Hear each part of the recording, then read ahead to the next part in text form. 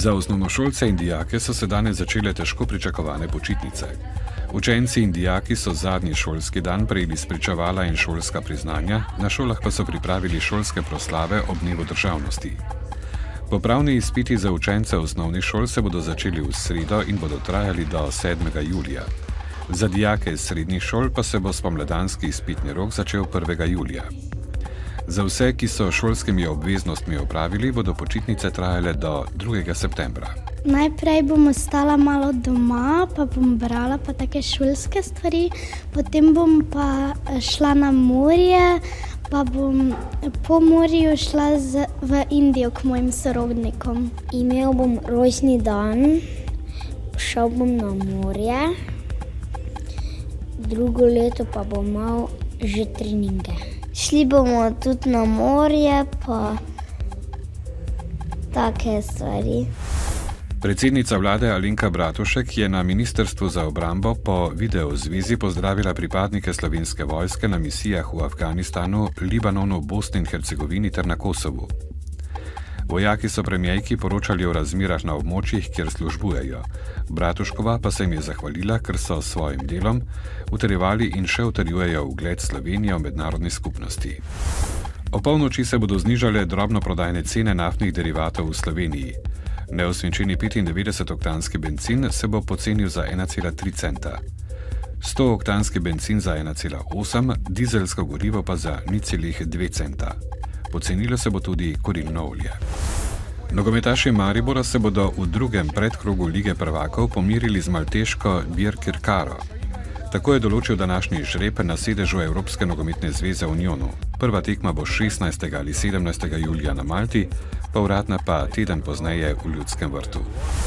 V petek se je začel tradicionalni festival Lent, največ festivalskega dogajanja je strnjenega ob Dravi.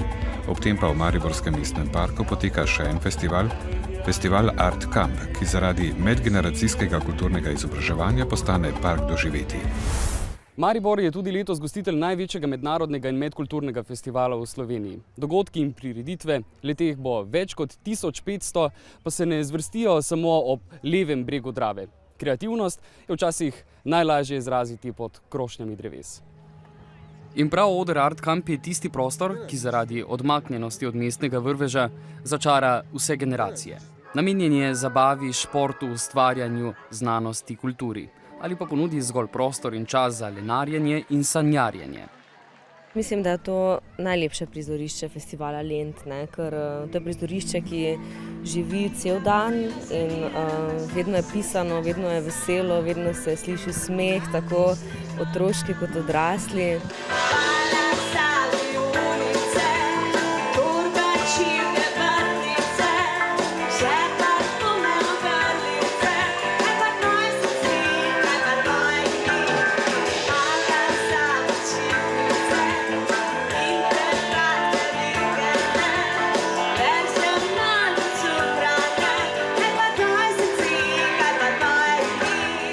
Park je zbirališče družin in mladih, premore posebno energijo, ki glasbeniku ponuja drugačen koncert, predvsem iskren.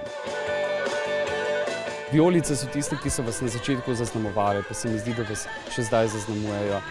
Kako delujejo na otroke? Ja, vijolice imajo zelo radi, zato ker je pač res, da teksta ne razumejo, pa mogoče tudi boljše, da ga še ne v tej fazi. Je pa res, da je pesem pač živahna, da ima zanimiv ritem.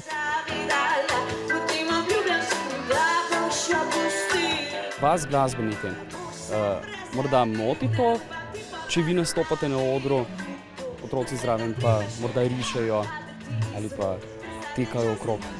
Ne, jaz mislim, da otroci pač delajo, kar jim je po želji, so zelo direktni, so zelo naravni v tem in njim se vse oprosti, zato ker če jim pač tisti trenutek ni za poslušati, je pa čisto dovolj, če jih navdihne ta glasba za nekaj drugega,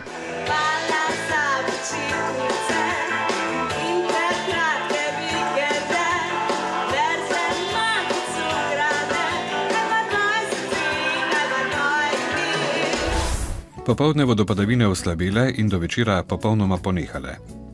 V vzhodni Sloveniji bo pihal severni veter, na Primorskem bo proti večeru zapihala burja. V torek bo spremenljivo do pretežno oblačno, občasno bodo še manjše krajevne padavine, deloma plohe. Največ sončnega vremena bo ob morju, v vzhodni Sloveniji bo še pihal severni veter. V sredo in četrtek bo dopoldne dokaj sončno, popoldne pa bodo nastale krajevne plohe in posamezne nevihte. Danes v dnevniku televizije Maribora. Gospodarska kriza se kaže tudi v zmanjšani ponudbi študentskih servisov. Da bi v mesto privabili čim več mladih turistov, so na Ptuju odprli nov mladinski hotel. Več 100 ljubiteljev rolanja je že 10. leto zapored zasedlo mariborske ulice in trge. Novice z Štajerske, Pomurja in Koroške ob 18.